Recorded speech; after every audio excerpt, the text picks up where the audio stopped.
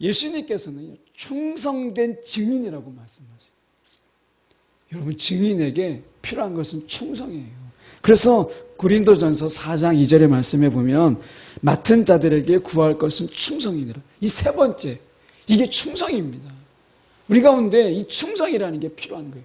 여러분, 충자가 뭐죠? 한자로 보면 우리가 가운데 중자에다가 마음심이에요. 마음의 중심을 다 하는 거예요. 마음의 중심을. 내 마음의 변두리, 내 마음의 남은 일부를 내가 하나님께 드리는 게 아니라 내 마음의 중심을 하나님께 드리는 거. 충성된 증인이라 이렇게 말씀하세요. 여러분, 충성을 다하세요. 이 충성이라는 게 뭐겠어요? 신하가 우리가 왕에게 대할 때 어떻게 하죠? 정말 그 최선을 다하는 이런 거잖아요. 여러분, 오늘 충성된 증인이었다라고 말씀하세요. 누가복음 24장 45절에서 49절까지 말씀, 성경으로 보실 분들은 신약성경 141쪽의 말씀입니다. 누가복음 24장 45절에서 49절까지 말씀 제가 봉독해 올립니다. 이에 그들의 마음을 열어 성경을 깨닫게 하시고 또 이르시되 이같이 그리스도가 고난을 받고 제3일에 죽은 자 가운데서 살아날 것과 또 그의 이름으로 죄사함을 받게 하는 회개가 예루살렘에서 시작하여 모든 족속에게 전파될 것이 기록되었으니 너희는 이 모든 일의 증인이라. 볼지어다 내가 내 아버지께서 약속하신 것을 너희에게 보내리니 너희는 위로부터 능력으로 입혀질 때까지 이 성에 머물라 하시니라. 아멘. 이 말씀 가지고 말씀의 증인이라는 제목으로 함께 말씀을 나누기를 원합니다. 그 전에 제가 간증을 들은 이야기 중에 하나가 이 교통사고예요. 사거리에서 교통사고가 났는데 아무도 본 사람이 없어요. 이분하고 택시하고의, 이분은 트럭을 했었고 다른 한 분은 택시예요. 둘이 이게 충돌 사고가 일어났는데 분명히 이 집사님은 자기의 신호를 보고 건너간 거예요. 근데 택시가 신호가 분명히 바뀌었다라고 주장을 한 거예요. 근데 택시기사가 얼마나 말을 잘하는지 이 경찰도 그렇고 나중에 이제 재판을 받는 중에서도 1심에서는 졌어요. 이 택시기사가 얼마나 화려하게 자기의 언변이 너무나 좋아가지고 나중에는 다 재판관도 경찰도 거기에 다 넘어가 버렸어요. 증인이 없는 거예요. 블랙박스가 없는 그런 차량이었어요. 그런데 거기에다가 목격자를 찾습니다. 이렇게 걸어놓잖아요. 거기에 한 분이 그 목격자 자기가 본 것을 내가 말하겠다고 해서 2심에서 그분이 나왔어요. 어떻게 연결이 된 거예요. 나와가지고 자기가 본 이야기를 그대로 이야기한 거예요. 그래서 나중에는 재판의 내용이 바뀌었어요. 택시 기사가 결국엔 재판 비용과 치료 비용을 다 내는 걸로 바뀌었어요. 아무리 언변이 좋아도 그것을 직접 바라본 증인 앞에서는 이걸 뒤집을 수가 없는 거예요. 우리의 삶에서 이 증인이라고 하는 것은 굉장히 중요한 거예요. 결정적인 계기가 돼요. 그래서 예수님께서 우리 가운데 말씀하시는 것이 이 모든 일의 증인이라 이렇게 말씀하시죠. 우리는 이 땅에서 우리가 보고 듣고 그리고 느낀 것을 전하는 거예요. 없는 이야기를 하지 마는, 없는 이야기를 막 지어서 하라고 우리를 부르신 게 아니라 하나님께서 우리 가운데 우리가 찬양 드린 것처럼 예수 믿는 것은 많은 증거, 받은 증거가 많도다. 이런 증거가 있잖아요. 그 증거 가지고 뭐 하겠어요? 그냥 내 것, 내 속에서 그냥 간직하고 있지 말고 우리 가운데 주신 증거들을 밖에 나가서 전하는 자가 되라. 이게 증인이잖아요, 증인. 내게 증거를 주셨다면 이 증거를 가지고 밖에 나가서 이야기하는 것, 모르는 사람들에게 이야기하는 것, 세상에다가 이야기하는 것, 이게 증인이에요. 증거를 주셨는데 내가 증인의 삶을 살지 않으면 그 증거들은 의미가 없는 거예요. 그렇지 않겠어요? 그래서 오늘 우리 가운데 예수 믿는 이 삶에 많은 증거를 받았다면 우리는 증인의 삶을 살아야 된다라고 말씀하신 거예요. 우리가 세상적으로 본다면 증인이 된다라고 하는 거, 이 목격자가 된다라는 거, 때로는 해코지할 수도 있고 위험한 일이죠. 때로는 불편한 일이에요. 내가 와라 가라 불편한 일이에요. 내가 시간을 들여야 되는, 희생을 해야 돼요. 그런데 이러한 것들로 인해서 거짓이 진실을 뒤엎는 세상 속에서 진실을 바로 세우는 일, 이건 정말 가치 있는 일이잖아요. 세상에서도 그렇다면 우리가 예수의 증인, 말씀의 증인이 됨으로 인해서 거짓이 판치는, 그리고 거짓 진리가 판치는 가운데서 우리가 증언하는 것, 이것은 정말 중요한 거죠. 여러분, 우리가 침묵하는 것, 우리가 거짓 세상에서 우리가 진리의 증인인데 내가 침묵하는 것은 결국 거짓을 말하는 것과 똑같은 거예요.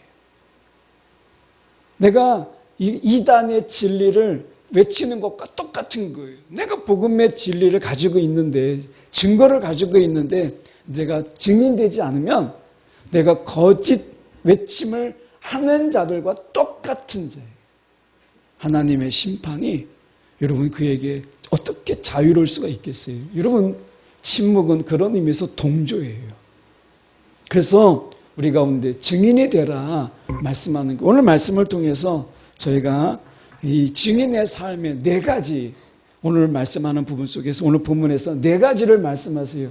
말씀의 증인, 예수의 증인, 부활의 증인으로 살려면 이 4가지가 필요하더라 하는 겁니다. 첫 번째는 45절의 말씀이에요. 이에 그들의 마음을 열어 성경을 깨닫게 하시고, 이렇게 돼 있어요. 제자들이에요. 여기는, 여기 지금 그들이 누구냐? 제자들입니다. 예수님께서, 부활하신 예수님께서 제자들에게 나타나셨어요. 그런데 유령이다, 영이다 해서 다 두려웠어요. 우리도 정말 사랑하는 사람이지만 장례를 치를 때 어떤 분이 그런 이야기 하더라고요. 장례를 치르는데 혼자 그 장례식장을 딱 지키는데 밤에 너무 무섭더라는 거예요. 너무 사랑하는 분인데 그 장례식장을 혼자 지키고 있는 거예요. 무서운 일이죠. 근데 더군다나 죽으신 분의 영이 나타나서 앞에 딱 나타나면 이거는 뜻밖의 일이니까 너무 두려운 거예요. 제자들이 그랬어요. 그래서 예수님께서 십자가에 못 박힌 자국하고 허리에 창에 찔린 곳을 보여줘요. 너희가 만져봐라 라고 얘기해요. 그래도 믿었지 못하니까 예수님께서 그럼 먹을 것이 없느냐? 라고 해서 예수님께서 제자들이 내어준 음식을 먹어요. 영은 못 먹잖아요. 육은 먹을 수 있는 거죠. 그래서 육신의 부활, 이 몸의 부활을 증거하셨어요. 그 다음의 장면이 오늘이에요. 이 말씀 속에서 45절에 그들이 성경을 깨닫지 못했다. 예수님의 3대 사역이 뭐죠? 첫 번째는 전파하는 거예요. 이 전파라고 하는 것은 많은 불특정 다수들에게 하나님의 나라의 복음을 전하는 거예요. 선포하는 거예요. 그러니까 그들은 다 불특정 다수예요. 많은 무리들이죠. 그런데 제자들을 따로 부르셔서 가르치셨어요. 이게 굉장히 중요한 사역이라서 예수님의 3대 사역 중에 하나였어요. 제자들을 따로 부르셔서 가르치셨어요. 그런데 3년을 그렇게 제자들을 열심히 가르쳤는데 성경을 깨닫지 못했다라고 얘기해요. 왜 깨닫지 못했을까? 오늘 마음을 열지 못했기 때문에 그런 거예요. 마음을 닫은 상태에서는 어떤 말씀을 내가 읽고 배우고 해도 내 것이 될 수가 없어요. 그래서 오늘 말씀에 마음을 열어라는 말은 마음을 열게 하셨다라고 하는 것이에요. 마음을 열게 하셨다. 마음을 열게 하시니까 비로소 성경이 깨닫게 되었다라고 하는 것입니다. 여러분, 우리가 말씀을 읽을 때 머리로 읽으면 내 것이 되기가 어려워요. 마음을 여는 게 중요해요. 내가 성경을 읽을 때 잘 모르더라도 내가 마음을 열고 어느 것 하나라도 하나님 내가 이것을 깨달을 수 있도록 인도해 주세요 라고 하는 이 마음이 필요한 거예요. 마음을 여는 게 필요해요. 사람의 관계 속에서도 마찬가지잖아요. 솔로몬이 기도할 때 그가 듣는 마음을 구해요. 이 듣는 것은 귀로만 듣는 게 아니라 우리의 마음으로 듣는 거예요. 마음이 닫히면 내가 귀로 들어도요, 내 것이 아니에요. 이 순간에 우리가 하나님의 말씀을 듣더라도 내 마음을 닫고 귀로만 들으면 나중에 이 문턱을 딱 벗어나면 다 사라져버려요. 그런데 내가 마음을 열고 이 하나님의 말씀을 들을 때 이 마음판에 새겨진 건 지워지지가 않아요. 하나님이 마음판에 새겨주는. 근데 마음을 열어야 마음판에 새기지 않겠어요? 여러분, 내 마음을 여는 게 중요해요. 내가 잘 열리지 않으면 오늘 마음을 열어주셨다라고 말씀하잖아요. 여러분, 기도하면 마음을 열어주세요. 우리가 이 말씀의 증인이 되기 위해서는 첫 번째는 마음을 열어야 된다. 이 닫힌 마음으로는 어떤 것도 할 수가 없어요. 그래서 마음을 첫 번째 열라라고 말씀하세요. 이 두 번째 우리가 보면 이렇게 말씀하죠. 46절에 보면 또 이르시되 이같이 그리스도가 고난을 받고 제3일에 죽은 자 가운데서 살아날 것과 이렇게 돼 있어요. 그러니까 이 고난을 말씀하세요. 우리가 이 예수의 증인된다는 것, 말씀의 증인된다라고 하는 것은 정말 영광스러운 일이죠. 우리가 모세가 내가 혀가 둔한 자다라고 얘기하죠. 말이 어눌한 자다라고 얘기하잖아요. 우리도 가만히 생각해 보면 우리가 이 전도의 자리에 나갔을 때 여러분 얼마나 말씀을 잘할 수 있을 것 같아요. 여기 노원역 주변에 가면 보통 수요일 날 많이 나오시더라고요. 이게 전도하러 나오시는 분이 있는데 정말 말씀 많이 못하세요. 그냥 교회 다니세요. 예수 믿으세요. 이거 외에는 막 이렇게 전도지를 받고 가만히 좀 있어도 더 길게 얘기 못하세요. 저는 너무 안타까운 거예요. 여러분 우리가 보통 복음 제시라고 했을 때 완전 복음 제시, 전도 북팔로 이야기하면 완전 복음 제시가 45분이에요. 45분. 전체 말씀과 예화와 그리고 그 내용들을 담으면 45분을 전도 북팔에서 전체를 통으로 암송하게 되어 있어요. 그 훈련이. 그 내용까지 다 알아야 돼요. 45분. 이것을 줄이면 12분 복음 제시가 있어요. 45분짜리를 어느 분이 시간이 너무 급한 거예요. 그러면 12분짜리를 압축해서 하는 거예요. 여러분 우리가 복음을 전할 때 상대방이 어떤 사람이냐에 따라서 12분짜리, 어떤 분은 45분짜리로 복음을 전하는. 여러분 우리 가운데 이런 전하는 일들이 쉽지가 않아요.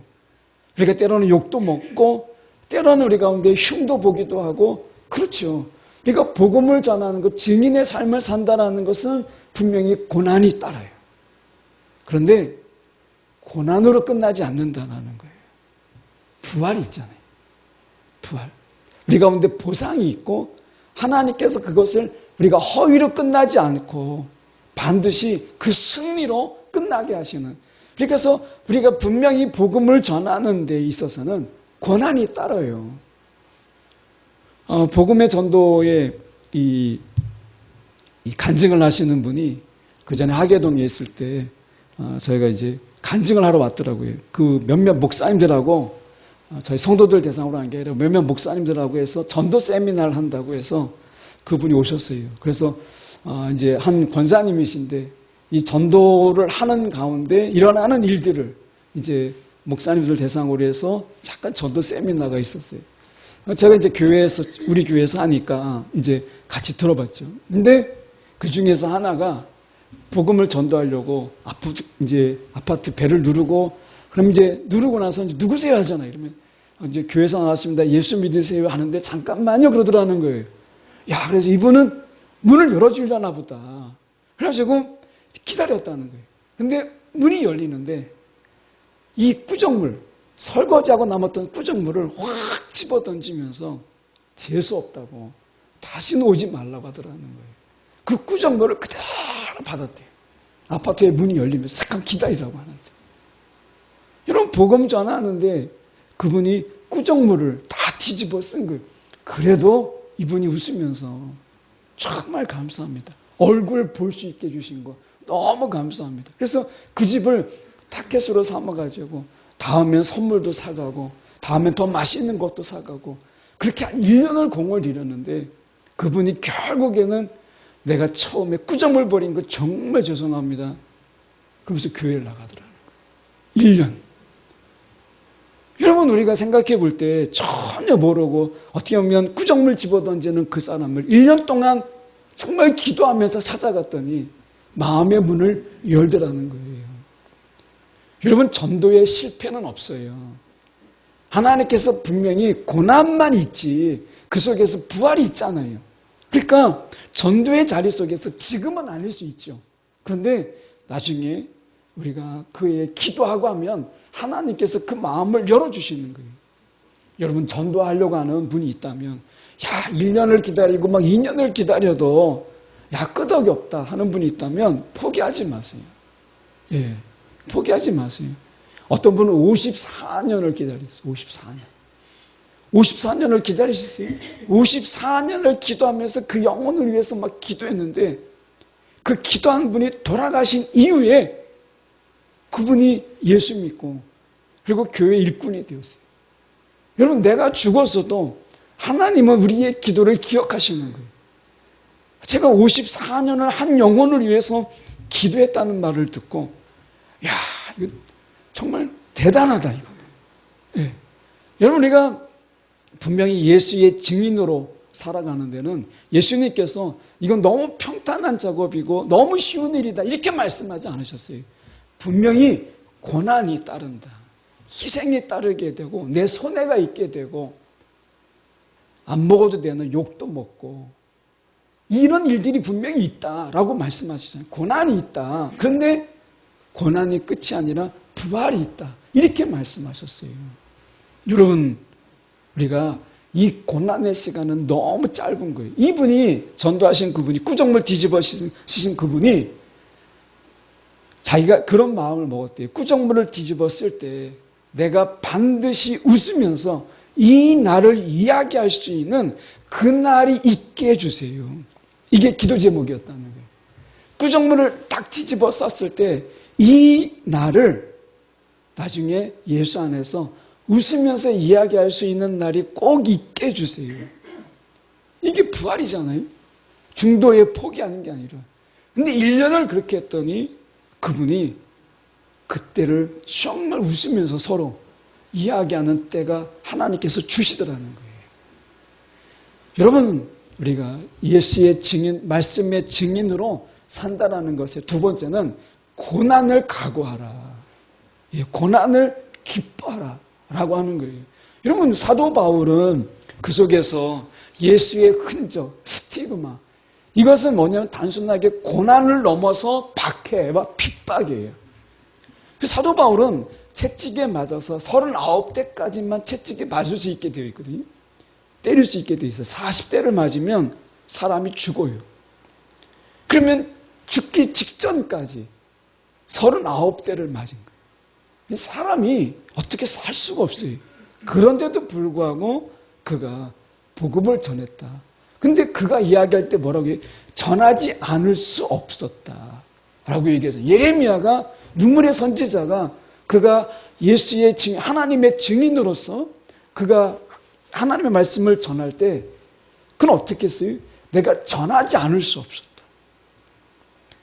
너무나 기쁜 때만 있었던 게 아니라는 거예요. 근데도 불구하고 내가 전하지 않을 수 없었다 라고 이야기하죠. 고난이 있어도. 여러분, 우리가 말씀의 증인으로 살아간다라고 하는 건 고난을 각오해라. 고난을 각오해라. 여러분, 그런 각오가 우리에게 필요한 거예요. 근데 나중에 이것 때문에 우리가 함께 기뻐하고 이것 때문에 우리가 함께 눈물 짓는 그런 때가 분명히 있다라고 말씀하시는 거예요. 여러분, 그 다음에 47절에 보면 이렇게 말씀하잖아요. 그의 이름으로 죄사함을 받게 하고는 회개가 예루살렘에서 시작하여 모든 족속에게 전파될 것이 기록되었으니 이렇게 돼 있어요. 회개와 죄사함은 달라요. 이게 내용인데요. 회개하고 죄사함은 달라요. 우리가 회개와 죄사함을 구분하지 못하고 그냥 사용하면 이게 좀 어려움이 있어요. 회개는 내가 가던 길을 돌이키는 거예요. 이게 회개예요. 우리가 차로 이야기하면 유턴하는 거예요. 유턴. 내가 가던 길을 돌이키는 것. 이게 유턴이에요. 세상을 향해서 막 달려가는데 내가 다시 방향을 들어서 하나님께로 돌이키는 것. 이게 회개예요. 회개. 여러분, 우리가 이 사막 같은 데서 내비게이션이 필요할까요? 지도가 필요할까요? 어디가 어딘지 모르는데 사막에서 필요한 것은 지도가 아니라 나침판이에요. 방향이 중요한 거예요. 우리의 삶도 마찬가지예요. 열심은 있는데 방향이 틀리면 그 소용이 없어요.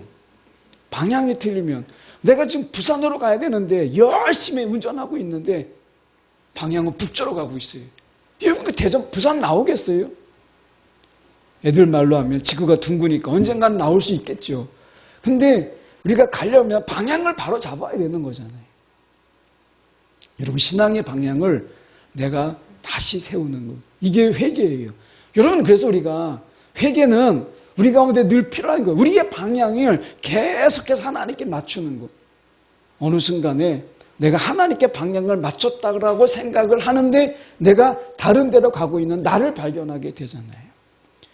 한번 해보세요. 눈 감고 일직선을 쭉 가는 것처럼 한번 해보세요. 눈을 감고.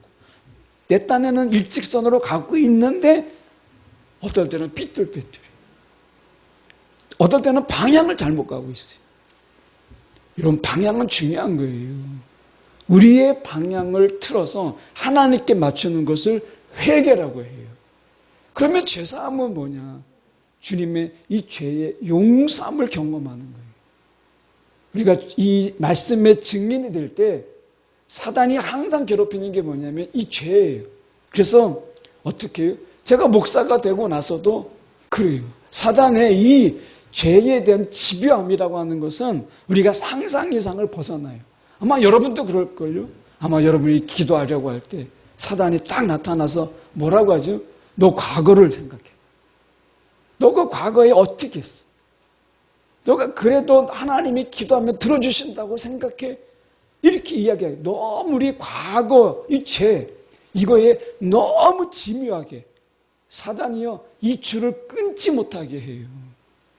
그래서 하나님께 막 기도하려고 할 때, 우리의 신앙이 깊어지려고 할 때 사단이 생각나는 게 뭐죠? 죄를 생각나게 해요. 죄를. 그 죄를 지었다는 것 때문에 그 죄책감, 그리고 그 죄의 굴레에서 내가 벗어나지 못하고 있는 나를 보면서 나 같은 게 무슨 기도하고 나 같은 게 무슨 하나님 앞에 내가 믿는다고 내가 자포자기하게 만드는 거. 이게 죄예요. 사단은 이 죄에 대해서 끊임없이 우리를 집요하게 파고들어요. 그런데 오늘 하나님께서 우리 가운데 이렇게 말씀하셨어요. 죄에 대해서 얘기할 때 이사야 43장 25절의 말씀에 보면 그분은 이렇게 말씀합니다. 나는 내 죄를 용서하는 하나님이다. 나는 내 죄를 용서하는 하나님. 하나님이 어떤 하나님이라고요? 용서하는 하나님. 용서하신 하나님께서 이렇게 말씀합니다. 내가 더 이상 너의 죄를 기억하지 않겠다. 이렇게 말씀하세요. 여러분, 우리가 과거에 지었던 죄, 주님은 용서하셨는데 내가 아직 기억하면서 그것 때문에 지금도 내가 죄인인 것처럼 하나님 앞에 나가지 못하는 그 부끄러움 때문에, 그렇다면 그 사단이 하는 거예요. 하나님이 하시는 게 아니에요. 그 전에 한 분이 간증하는 걸 들었는데 83세인가 4세에 계신 할머니가 어렸을 때 너무 배가 고파가지고 빵 하나 훔친 것. 근데 그거 가지고 지금도 회개하더라고요. 하나님, 내가 그때 빵을 훔쳤습니다. 내가 죽을 죄인입니다. 근데 빵 하나만 훔치는 것만 죄를 졌겠어요? 살면서 80평생을 살면서. 근데 그 빵 하나 훔친 것 때문에 계속해서 기도를 다른 걸 못하는 거예요. 거기에서 한 발짝도 나가지 못하는 거예요. 하나님께서 그 빵 훔친 것을 이미 하나님은 잊어버리셨어요. 기억지 아니하시리라 하나님께서 이미 기억하지 아니하시고 그를 용서하셨는데 어떻게 해요? 그는 그것을 기억하는 거예요. 여러분, 하나님이 잊어버리신 죄를 여러분이 기억하고 있다면 그게 죄 용서를 경험하는 것이 아닌 거예요. 이 죄 용서, 이것은 하나님께서 기억지 아니하시는 하나님의 용서를 경험하는 거예요. 이 용서의 경험은 하나님의 사랑을 내가 경험하는 거예요. 이거 굉장히 중요한 거예요. 내가 하나님의 사랑을 경험하는 것, 이게 말씀의 증인으로서는 굉장히 중요한 거예요. 그래서 이 죄사함과 회개를 이야기해요. 하나님께 내가 방향을 돌리고, 그리고 내가 지은 죄, 과거에 내 매어 있지 않고 내가 하나님과 함께하는 그 삶, 이것을 말씀하고 있는 거잖아요. 그런데 우리가 여전히 죄에 매어 있다면 거기에서 너희가 자유한 자가 되라 라고 말씀하세요. 그래서 에스겔서 18장 30절의 말씀에 너희는 돌이켜 회개하고 모든 죄에서 떠날지어다 라고 이야기해요. 저는 누가복음의 5장 32절의 말씀이 참 힘이 돼요. 5장 32절에 이렇게 말씀하세요. 내가 의인을 부르러 온 것이 아니에요. 죄인을 불러 회개시키러 왔노라. 여러분, 우리가 하나님 앞에서 좀 더 우리가 좀 세상을 향해 당당할 필요가 있어. 사단에 대해서. 그래, 맞아. 내가 죄인이야. 그런데 주님이 나를 부르러 오셨어. 의인을 부르러 오신 게 아니라 주님, 죄인이 나를 부르러 오셨어. 주님이 나를 부르러 오셨다는 거예요. 죄인이 나를 부르셔서 어떻게 하려고? 회개하려고. 세상을 향해서 나가고 있는 우리의 삶을 이제 하나님께 돌이키기 위해서 나를 찾아오셨다라고 말씀하시잖아요. 여러분, 사단이 뭐라고 하면 말씀으로 외치세요. 주님이 나를 불렀어. 너 아니잖아. 너는 사라져 라고 말씀하세요. 주님이 나를 부르시면 되는 거 아니에요? 우리가 죄인이지만, 죄가 있지만, 부족하지만 주님이 나를 부르셔서 회개시키러 내가 왔노라 말씀하시잖아요. 회개하면 되는 거예요. 주님이 나를 부르러 오셨어. 이 한마디면 사단이요? 아무 말 할 수가 없어요. 여러분, 혹시 사단이 과거의 죄를 가지고 우리 가운데 죄의식에 빠지게 하고 우리의 기도를 중단시키고 우리의 믿음을 약하게 만든다면 여러분, 주님이 나를 부르셨다라고 선포해 보세요. 여러분, 사단이요? 아무 말 못해요. 이 말씀이 너무 귀한 거예요. 그래서 말씀 속에 48절에 보면 우리가 증인의 삶 속에서 이런 내용들을 가지고 우리가 전하는데 고난이 있어요. 그렇지만 십자가가 있고 그 속에 죄사함이 있고 회개가 있다라고 하는 것을 전하는 이 증인이잖아요. 하나님께 가봐. 세상에서 줄 수 없는 게 있어 라고 말하는 거잖아요. 그런 자들에게 증인이라고 얘기해요. 이 증인이라는 이 말이 우리가 생각해 볼 때 계시록 1장 5절에 보면 이런 말씀이 있습니다. 예수님을 표현하는 말씀인데요. 충성된 증인으로 죽은 자들 가운데서 먼저 나시고 이렇게 돼 있어요. 이 표현이 여러분 잘 생각해 보세요. 예수님께서는 충성된 증인이라고 말씀하세요. 여러분, 증인에게 필요한 것은 충성이에요. 그래서 고린도전서 4장 2절의 말씀에 보면 맡은 자들에게 구할 것은 충성이니라. 이 세 번째, 이게 충성입니다. 우리 가운데 이 충성이라는 게 필요한 거예요. 여러분, 충자가 뭐죠? 한자로 보면 우리가 가운데 중자에다가 마음심이, 마음의 중심을 다 하는 거예요. 마음의 중심을. 내 마음의 변두리, 내 마음의 남은 일부를 내가 하나님께 드리는 게 아니라 내 마음의 중심을 하나님께 드리는 것. 충성된 증인이라 이렇게 말씀하세요. 여러분, 충성을 다하세요. 이 충성이라는 게 뭐겠어요? 신하가 우리가 왕에게 대할 때 어떻게 하죠? 정말 그 최선을 다하는 이런 거잖아요. 여러분, 오늘 충성된 증인이었다라고 말씀하세요. 오늘 우리 가운데 이 증인의 삶에 얼마나 큰 충성을 다하고 있는가, 얼마나 마음을 다하고 있는가. 세 번째가 충성이라는 거예요. 우리는 이 신앙 속에서 하나님이 다 하시니까 우리가 할 게 없다, 이런 신앙으로 우리가 안주할 수 있어요. 근데 성경은 그렇게 말씀하지 않으세요. 이 예수의 남은 고난에, 예수의 고난에 너희가 참여하는 자가 되라 말씀하시잖아요. 십자가를 지고 나를 따르라고 말씀하세요. 성경 한쪽만 보면 안 돼요. 주님께서 다 해주세요. 맞아요. 그런데 우리가 할 것도 남겨놓으셨어요. 그 중에 하나가 여러분 증인으로서 우리가 충성된 증인이 되는 거예요. 이 충성, 이것이 우리 가운데 있다라고 하는 거예요. 여러분 우리가 해야 될 것이 무엇인가를 주님께 물어보세요. 내가 해야 될 것이 무엇인가? 오늘 주님께 여쭈면 우리가 해야 될 그 충성된 일들이 우리 가운데 있어요. 여러분의 자리, 우리의 자리, 여러분이 그 속에서 내가 맡겨진 일에 충성을 다하는 거예요. 충성을 다한다라고 하는 것은 목숨을 거는 거예요. 최선을 다하는 게 아니라 이 충성이라고 하는 것은 그 일을 완수하기 위해서 내가 목숨을 다하는 거예요. 혹시 내가 조금 하다가 주님 내가 정말 최선을 다했어요. 이게 아니라 최선을 다했는데 그 일을 이루지 못하는 것. 여러분 이것은 충성이 아니에요. 내가 그것을 위해서 내 목숨까지도 내어주는 것. 그래서 우리는 이 땅에 순교가 있는 거예요. 순교가. 내가 목숨을 던져서라도 나에게 맡겨진 것을 감당하는 것. 이거잖아요. 우리가 전투로 본다면 이 고지를 사수해라 라고 이야기할 때 내가 정말 최선을 다했는데 적의 화력을 당할 수가 없어서 후퇴합니다. 이건 충성이 아닌 거예요. 내가 남은 것을 다 들여서라도 내가 그 고지를 지켜내는 것. 이게 충성인 거예요. 그들에게 하나님이 주시는 네 번째가 있어요. 그게 뭐냐? 49절에 보면 이렇게 말씀합니다. 중반절부터 보면 너희는 위로부터 능력으로 입혀질 때까지 능력을 주세요. 충성하는 자에게 그것을 감당할 수 있도록 우리 가운데 능력을 줘하여 주세요.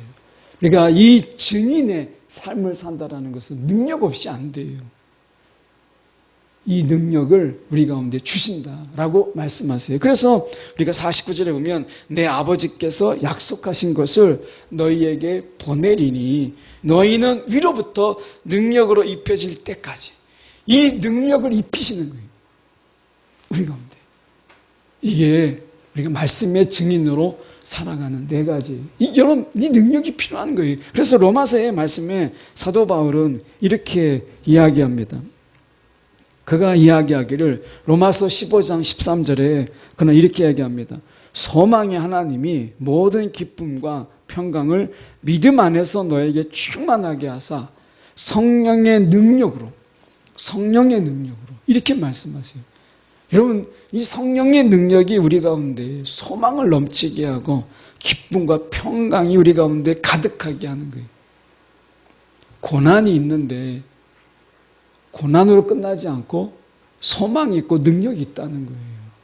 사도 바울이 그래서 이 성령이 주시는 이 능력 가운데서 그가 감옥에 갇혀있는, 빌립보서는 옥중서신이잖아요. 감옥에 갇혀있는데 정말 작정하고 쓴 게 빌립보서잖아요.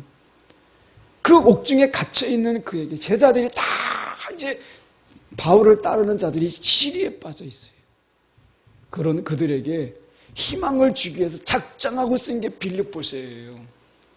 항상 기뻐하라. 거기서 기쁨을 이야기해요. 갇혀있는데 이 갇혀있다는 이야기는 언제 죽을지 모를 수 있다는 거예요. 언제 죽을지 모르는 거예요. 그런데 그가 기쁨을 이야기해요. 찬양을 이야기하잖아요. 여러분 그게 억지로 되겠어요? 성령의 능력이라는 거예요. 고난이 와도 그가 성령의 능력으로 인해서 기쁨과 평강으로 노래하잖아요. 그런 의미에서 보면 우리는 이렇게 말할 수 있어요. 사도행전 10장 38절에 이렇게 말씀합니다. 하나님께서는 나사렛 사람인 예수님에게 성령과 능력으로 기름을 부으셨습니다. 예수님의 삶이라고 하는 것은 우리가 성령과 능력의 기름 부음 받은 자였어요. 오늘 이 시대에 여러분 무엇을 구하세요? 내가 지금보다 돈이 더 많은 것. 그런데 그 돈은 우리가 성경에도 말씀하잖아요. 그 더 많은 곡간을 막 쌓았지만 하나님이 오늘 부르시면 그게 무슨 소용이 있어요? 내가 더 많은 부를 축적하겠다고 막 창고를 더 지어요. 그런데 주님이 오늘 밤에 우리의 영혼을 부르시면 무슨 소용이 있죠? 아무 소용이 없어요. 오늘 주님께서 우리 가운데 구할 것은 이 성령의 능력이에요. 이 기름 부음, 이 성령의 기름 부음을 위해서 우리가 기도하세요. 찬양처럼 우리 가운데 믿는다라고 하는 것은 의지하는 거예요. 여러분 무엇을 의지하세요? 돈을 의지하면요, 하나님께서 돈을 빼앗아 가세요. 돈을 잃게 하시잖아요. 내가 돈을 의지하면 돈을 잃어요. 내가 건강을 의지하면요, 건강을 잃습니다. 하나님은 한 번도 우리 가운데 우상을 기쁨으로 두신 적이 없어요. 내가 건강을 의지하면 건강을 잃는 거고요. 내가 돈을 의지하면 돈을 잃는 거예요. 그런데 돈도 있고 건강도 있게 하는 것, 그것은 성령의 기름 부음을 내가 구하는 거예요. 이 말씀의 증인으로 살아갈 수 있도록 내게 부족하지만 이 구하는 거예요. 말씀의 증인으로 살아갈 수 있도록. 그러면 하나님이 이 말씀의 증인으로 살아가는 데 필요한 돈도 주시고 건강도 주시고 그렇게 하는 거예요. 그래서 우리가 먼저 그의 나라와 의를 구하라고 하잖아요. 그러면 나머지 거는 다 알아서 하나님께서 주시겠다는 거예요. 이게 뻔한 거지만 하나님께서 우리 가운데 내가 무엇을 먼저 구하느냐가 중요한 거예요. 내가 마실 것과 먹을 것을 먼저 구하면 순서가 잘못됐기 때문에 하나님께서 내가 의지하는 것을 하나님께서 다 가져가세요. 하나님을 의지하도록 하는 게 하나님의 뜻이니까. 믿음이라고 하는 것은 내가 기대는 거고 의지하는 거예요. 내가 돈을 기대해서 내가 마음이 이렇게 편안하면 하나님이 돈을 걷어가세요. 오늘 여러분, 내가 하나님을 기대할 때 가장 편안할 때까지 하나님께서 우리 가운데 있는 것은 하나하나 다 빼앗아 가세요. 여러분, 그런 불행이 오기 전에 우리가 말씀 맡은 자로서, 정말 충성된 자로서 이 성령의 기름 부으심을 구하고 정말 하나님을 의지하는 이 마음을 구할 때, 여러분, 하나님께서 우리 가운데 우리가 구하지 않는 것까지도 부어주시는 거예요. 우리가 이런 삶을 살아야 되지 않았겠어요? 기왕이면 우리가 예수 믿었다면, 그리고 우리가 말씀의 증인으로 우리를 세우셨다면 우리가 좀 더 멋스러운, 그리고 좀 멋진 신앙의 모습으로 살아가야 되지 않겠어요? 예. 세상에서도 그렇지 못하고 말씀 속에서도 그렇지 못한 그런 부족한 삶이 아니라 오늘 말씀의 증인으로서 저와 여러분이 능히 살아가는 저와 여러분 되기 원합니다. 기도하겠습니다.